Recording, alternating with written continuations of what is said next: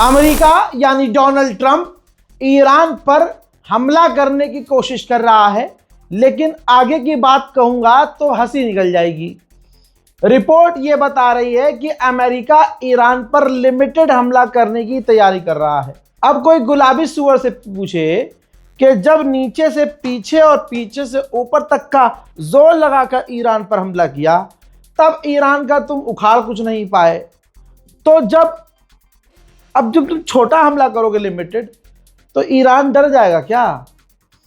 लेकिन डरोगे तुम इंशाल्लाह, क्योंकि पलट कर जब ईरान अपना लिमिटेड हमला करेगा तो फिर तुम समझ रहे हो। हाँ, उधर खबर कंफर्म कर दी गई है, ईरान पर नेवल ब्लॉकेज लगा दिया गया है अमेरिका के द्वारा। आसान कर देता हूं, अब होगा क्या? जो जहाज ईरान से कनेक्टेड होंगे, जो जहाज ईरान को पैसा देकर आ रहे होंगे, अमेरिका उन जहाजों को जाने नहीं देगा। बाकी जो जहाज समझ रहे हो किसी और के होंगे और नॉर्मल जहाज होंगे, उनको वो अपने नेवल ब्लॉकेज से जाने देगा, उनको नहीं रोकेगा। तो अब इससे और तनाव बढ़ चुका है, क्योंकि ईरान एक्शन लेने की बात कर रहा है। और अगर ईरान ने ऐसा करते हुए दूसरा रास्ता जो रेड सी में है वो अगर बंद कर दिया, तो अमेरिका की सारी हैकरी और पूरी प्लानिंग फेल हो जाएगी। रात रिपोर्ट ये दिख रही है कि मिडिल ईस्ट में अमेरिका के जहाज, भारी मात्रा में जहाज हथियार लेकर उतर रहे हैं।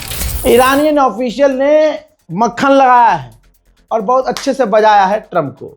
कहा है कि ईरान कोई ऐसा देश नहीं है कि तुम अपने एक ट्वीट से, ट्रुथ सोशल मीडिया पोस्ट से ईरान पर बैन और पाबंदी लगा सको।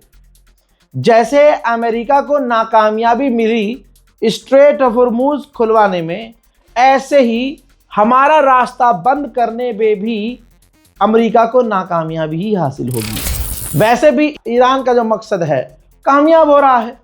क्रूड और तेल के दाम जो हैं $105 पर बैरल हो गया है, और एक बार फिर से तेल के दाम बढ़ना शुरू हो चुके हैं। और आगे देखिए, अमेरिका का बुरा समय आ चुका है। ईरान से भिड़ना अमेरिका का अंत नजर आ रहा है। अमेरिका की ही रिपोर्ट के अनुसार अमेरिका में जेट फ्यूल के दाम बढ़ रहे हैं, जिसकी वजह से अमेरिका के अंदर फ्लाइट की टिकट्स महंगी हो रही हैं। उधर ईरान ने इजराइल की सांस अटका दी है। वीडियो एक जारी किया है ईरान ने, कहा कि ये हमारी एक और टीम है जो इजराइल के अंदर इस तरह से नजर रख रही है। इजराइल में खतरनाक इंफ्रास्ट्रक्चर और जो इजराइल की ज़रूरी जगह और चीज़ें हैं, हम उन पर नज़र रख रहे हैं। मौका पड़ने पर जवाब दिया जाएगा। अब सोचिए, सबसे सिक्योर मुल्क मानता है इजराइल अपने आप को, और वहां ईरान के ड्रोन आराम से घूम रहे हैं, स्लो एकदम, और इतने नीचे उड़ते हुए पूरे इजराइल की तस्वीर लेके आए हैं। तो ईरान फिर क्या क्या कर सकता है? उधर कनाडा के बाद ऑस्ट्रेलिया के प्रधानमंत्री ने जैसे आवाज आई ना, ऐसे किया है। किसके साथ? ट्रंप के साथ। और कह दिया है कि सबसे बेहतरीन ऑप्शन है नेगोशिएशन, बातचीत करके स्ट्रेट ऑफ हॉर्मुज को हल करवाना इस मामले को। और ऑस्ट्रेलिया ने साफ कह दिया है, हम अपनी फौज अमेरिका नहीं भेजेंगे, न स्ट्रेट ऑफ हॉर्मुज भेजेंगे। ले बेटा, एक लंबे समय के बाद ईरान के विदेश मंत्री का बयान आया। अब्बास अराक्ची ने कहा कि हम 47 साल के बाद बहुत इंटेंस बात कर रहे थे अमेरिका से, और ये 47 साल में पहली बार हुआ था कि हमारी बात हो रही थी और हमारी बातचीत सही चल रही थी, बिल्कुल सही डायरेक्शन। लेकिन एंड टाइम पर नहीं पता क्या हुआ कि अमेरिका ने अपने गोल बढ़ा दिए, मांगे बढ़ा दी, चीज़ों को बिगाड़ना शुरू कर दिया, और पूरी तरह से ये बातचीत खराब हो गई।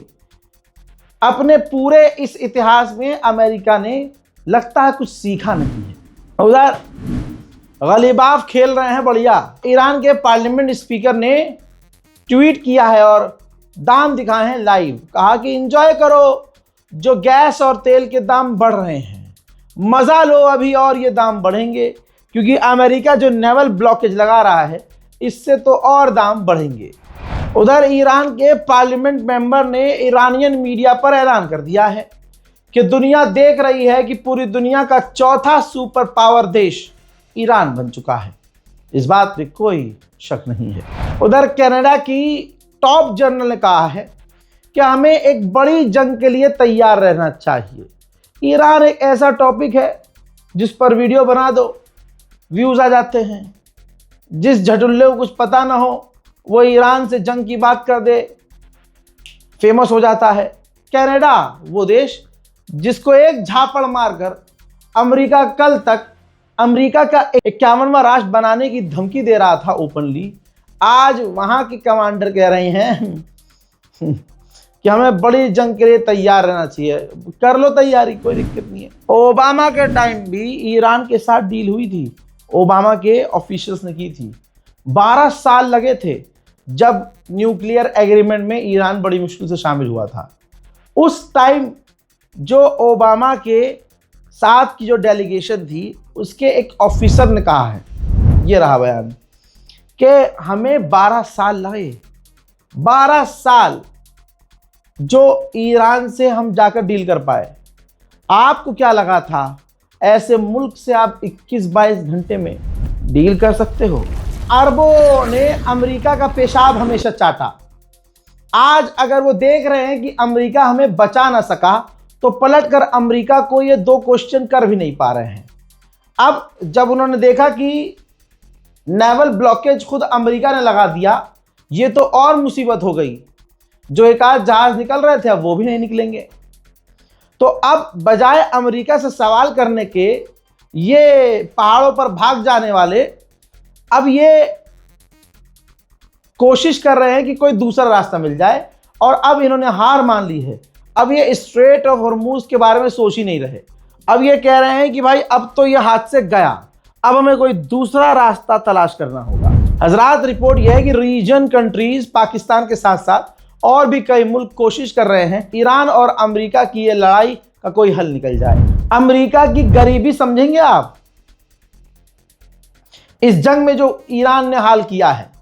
रिपोर्ट देखिए, 68 साल पुराना एक अमेरिका का एक जहाज था, टैंक फ्लुगज़ेयुग नाम है उसका। भाई 68 साल पुराना, वो पुराना टैंकर 68 साल, जिसे वो रिटायर कर चुका था भाई, रिटायर अमेरिका, अब उसे दोबारा मैदान में उतारा। हजरात, अमेरिका और ईरान की इस जंग में चाइना मजे ले गया।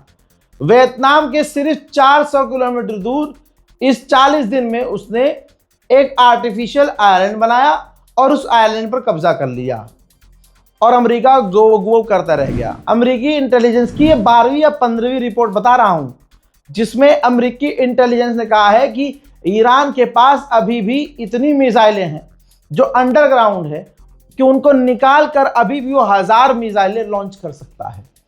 ये सुनने के बाद डोनाल्ड ट्रंप के जो पिछवाड़े हैं उसमें और जो रास्ता है वो बड़ा हो गया है। पिछले कुछ ही घंटे के अंदर इजराइल ने लेबनान पर खतरनाक बमबारी की। इस बमबारी के अंदर 11 लोगों की शहादत हुई, जिसमें बच्चे हैं, बूढ़े हैं और औरतें हैं, और एक बच्ची तो 1.5 साल की है। लेबनान का हाल ये है, ये देखिए कि पूरे इलाके में जहां जहां वो पहुंच सकता है लेबनान में इजराइल बम लगाकर उड़ा रहा है। नेतन्याहू पर इतने केसेस हैं कि वो जानबूझकर जंग बढ़ा रहा है ताकि उसे जेल न जाना पड़े। सोचिए, ये एक दूसरे देश का प्रधानमंत्री लेबनान की सरजमीन पर गया, मिलिट्री के सारे कपड़े पहने, और वहां खड़े होकर लेबनान को मिटाने की और लेबनान पर कब्जा करने की और खतरनाक हमले करने की धमकी दे रहा है, लेबनान की जमीन पर खड़ा होकर। यहां तक कि सेटलर मिनिस्टर है ये। बताइए, पूरी दुनिया में एक वाहिद देश इजराइल ऐसा है जिन्होंने एक ऐसी मिनिस्ट्री बनाई है जिस मिनिस्ट्री का काम है दूसरे मुल्कों की जमीन पर कब्जा करना। तो ये सेटलर मिनिस्टर कह रही है कि हम लेबनान के घरों को क्यों उड़ा रहे हैं? अरे क्यों उड़ा रहे भाई? बनाना पड़ेगा दोबारा हमें कुछ रहने के। हम उनके मकानों पर कब्जा करें और इजराइल से लोग वहां जाकर बस जाएं। ये हालात है दोस्तों। अब इस रिपोर्ट को शेयर कीजिएगा, पूरी रात मैंने अपडेट किया है, जाइएगा देखिएगा, इस रिपोर्ट को शेयर जरूर कीजिएगा। जय हिंद।